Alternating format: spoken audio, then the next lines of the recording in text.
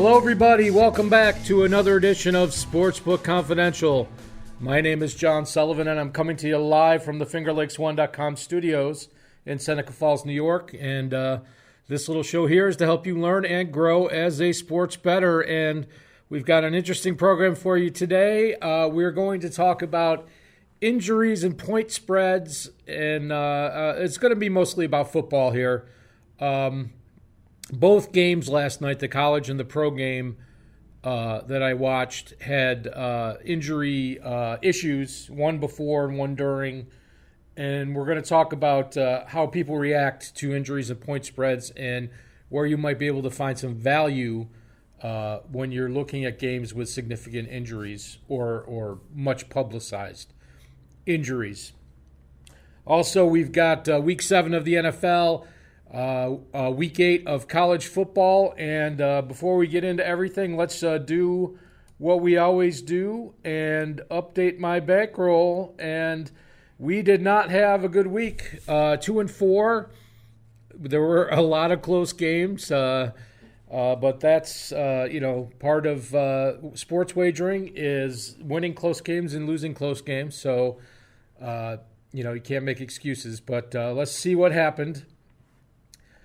Starting bankroll, $574. We had Virginia against Miami, and Virginia was unable to score touchdowns on 5 trips to the red zone, and we lost on that one, $19.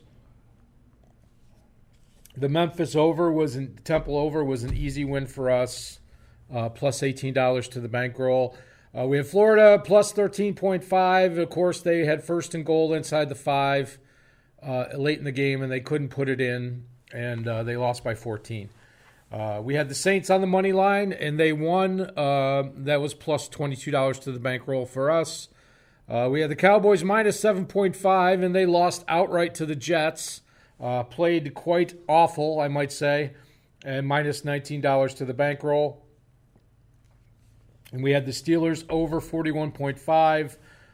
They scored 41 in the game, so we lost that by a half a point, minus $19 to the bankroll. If you do the math, it's minus $36 overall, and that makes our new bankroll a very Nate Silver-like 538, and our bet size, as we divide by 30 going forward, will be $18 as we try to be selective sports bettors. So a little step back, but we're still moving in the right direction during football season, and now that hockey's coming in, and we'll have football all the way to the Super Bowl, that should be a really good time for us to add the bankroll, move it forward. So let's talk about injuries and point spreads. So when there's a significant injury, the market often reacts with a line movement. And when I talk about the market, I mean the sportsbook puts out an adjusted line, and then the market, of course, by people placing bets on one side or the other, the books will move the line additionally one way or the other. And that's the market reaction to an injury and as reflected in the point spread. And what I'm trying to import to you today is that an experienced bettor will develop a sense of how accurate this movement is, if it's an overreaction, an underreaction, or if it's right on. If you pay attention to the line, if you're looking at a football game, like an NFL game, and you look on, the spread comes out on Monday, and then you look on Tuesday, Wednesday, Thursday, and the injury report comes out on Thursday, and a superstar is out, and then you'll see the game will come off the board maybe, and then it comes back up Thursday night or Friday morning with a new line. And you see how the market reacts to that new line. You can say, well, that's a huge overreaction, or that didn't really change the line at all, or that's where it should be. So that's what we're trying to develop a sense of. Does the market overreact, underreact? Well, it does, both, actually. It's just get enough experience to say that's an overreaction, that's an underreaction, and be accurate in your assessment. So was to go through some examples. In the two games yesterday, there were Stanford and UCLA in college, and there was the Broncos and the Chiefs in NFL. And I actually had a wager on the Stanford game. I had Stanford -7. And then Thursday morning, they announced that their star quarterback would be out for the game. And as the train goes by, once again, and also one of the starting offensive linemen would be out for the game. And the quarterback would be replaced by a freshman quarterback making his first ever start. So the line was adjusted to Stanford -3.5 against UCLA. And I immediately said that is an underreaction. This kid is not going to do very well at quarterback. And the problem was, because I already had a wager in at Stanford -7, I could take UCLA or UCLA plus 3.5, but I couldn't take UCLA plus 7 and cover all my risk. So if I took 3.5 or just UCLA to win straight up, there was an opportunity for me to middle myself and lose both bets. So I just decided to take my chances with Stanford -7, and they ended up losing 34-16. So that was a very disappointing situation. That was me not getting the best of it. But most people were unaware that that player was going to miss the game.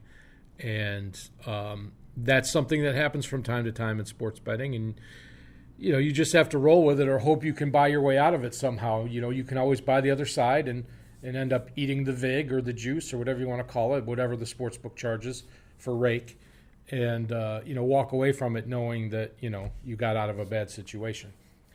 So now we have Patrick Mahomes, who's the NFL MVP, playing last night against Denver, and he dislocates his kneecap, and he could be out anywhere from a minimum of 3 weeks to the rest of the season. And today I read this morning that a sportsbook said that he was worth 9 points to the spread, which I think is a huge overreaction. Now, people, like to talk about current hot button sports topics in sports media, and you have the player that's the NFL MVP. You could argue maybe one other player is as good as he is, and that would be Aaron Rodgers. As far as, so you can't replace the best player in the league. Everybody else is a replacement level player. So, but is he worth 9 points to the spread? I don't think so. I think that's an overreaction. They have a very talented team. They have wide receivers. They could put a passer in that, in that offense and do well. I don't think they're 10 points worse with Mahomes on the bench. So that's just my opinion. A lot depends on their opponents and whatnot. But the example I want to bring up is Tom Brady, throughout his career, has been replaced for significant periods by either Matt Castle or Jimmy Garoppolo. And most of the time it was worth between 2 and 3 points to the spread. And that's because of, the supporting cast. So the question, we are asking here is, are all these great receivers on Kansas City going to suck without Pat Mahomes? I doubt it. They seem to do pretty good with Alex Smith at quarterback. So, in my opinion, it becomes an overreaction. I would say it's somewhere between 3 and 9. I think 3 is a little bit of an underreaction. Maybe 3.5. It's hard to say for sure. You're just guessing. But when you are the reason we're going through this whole process is we're actually trying to find a value on wagers when there is a significant injury. And that's what I'm going to bring up next here, looking for injury edges. And, the examples that I just gave you were quarterback injuries, and obviously that always makes headlines when a quarterback's injured or benched or suspended or whatnot. But if you're really looking for injury edges and you look at the injury reports, you want to look for players that handle the ball but have no depth on the roster. And what that means is they don't have backups. There's not a lot of – every team has an emergency punter, an emergency quarterback, an emergency center if there are injuries. So there is somebody to come into the game. But there's not a backup of a professional NFL level or Division I level on the roster.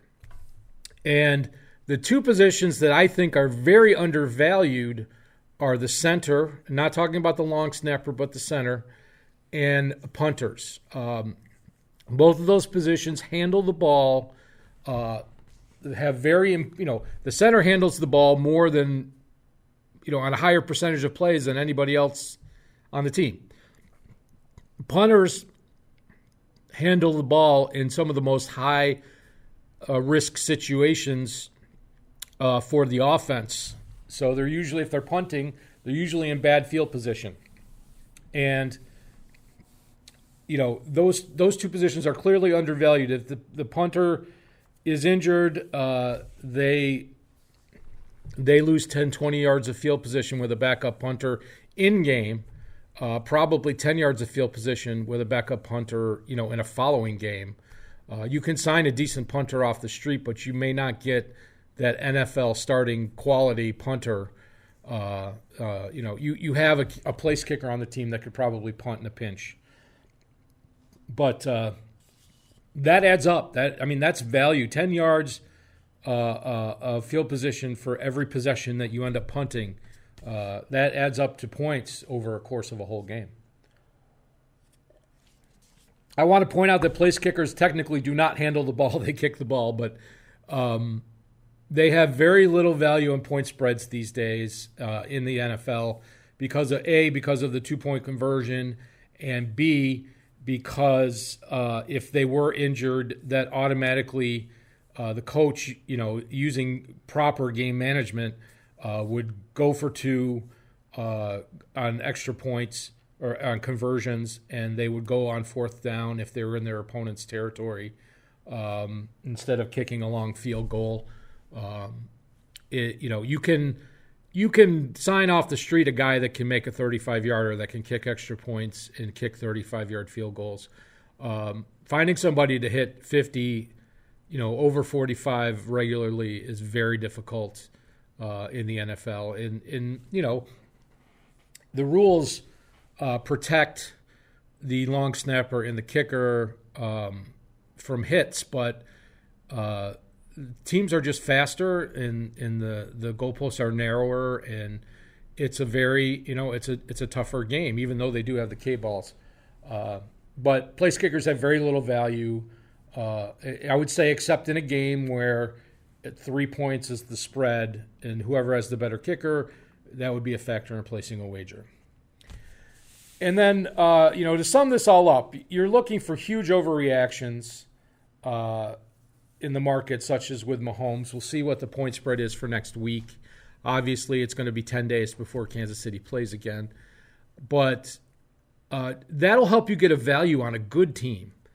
Whoever comes in to quarterback in the situation to replace Mahomes is coming into a great situation. They have a good offensive line, good pass blocking offensive line. They have great receivers. They have decent running game. It's not, it's pretty plug and play for a professional level quarterback. It doesn't have to be, an all-pro MVP caliber player. It sure helps, but I'm sure even if Joe Flacco ended up moving into that position, he would do okay. But it'd be very interesting to see where that next line comes out and where it starts. And, conversely, a huge underreaction may be, in place, and that'll give value on usually what is known as the lesser team on paper. When you're betting on sports, more often than not, the value isn't taking the bad team. I tell people that I bet on a lot of bad teams. And, on paper, one team is stronger than the other, and most of the time, heavy favorites are weighted too heavy in the sports books, and the value is taking the lesser of the two teams with the spreads and whatnot. So that's a chance when there's a huge overreaction in the market to actually get value on a good team. They're just lost one of their better players, but they're still a good team. So I probably talked that to death. I hope that was helpful for you. Let's move on to the weekend in football, and we're going to start with college. And tonight we've got Pitt at Syracuse. And, of course, here in New York, we cannot bet on New York State college teams, so this game will not be a wager for us. But it's Syracuse plus 3.5, 52.5. DeVito's been very disappointing this year.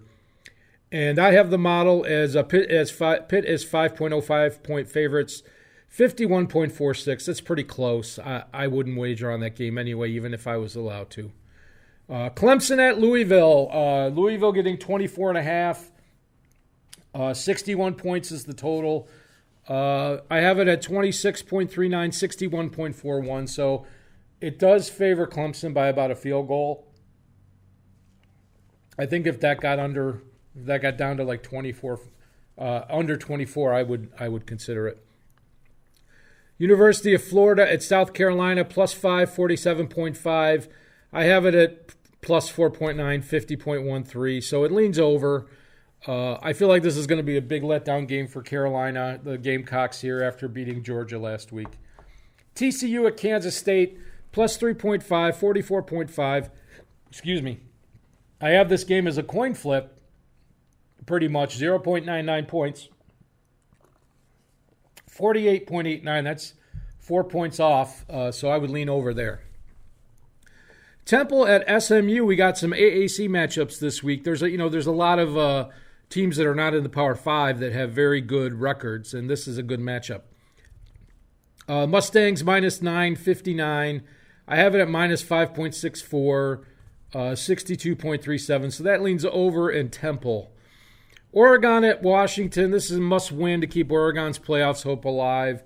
Washington is a very good team. It's played a tough schedule. Plus 2.5, 49. I have it at plus 1.13, 46.51. Leans under. And then Southern missing my alma mater, Louisiana Tech. Tech getting 1 point, 57.5. I have it at plus 1.05, and 54.18, so that leans under. LSU at Mississippi State. LSU minus 17, 62.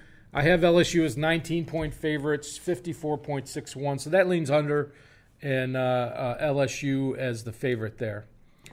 And let's see what else we've got for NCAA football. Duke at Virginia, ACC matchup. Virginia minus 3, 45.5. I have this game as a virtual coin flip, 0.02 point difference. 52.86, that's over 7 points difference on the total, so I lean over there. Baylor at Oklahoma State, minus 3.5, 67.5. I have it at minus 2.64 and 66.34. Those are very close numbers, no play there. Arizona State at Utah, minus 13.5, 46. I have it at minus 11.82, 47.51, so that leans to Arizona State.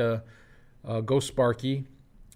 Tulane at Memphis, another AAC matchup. Minus 3.5, 59.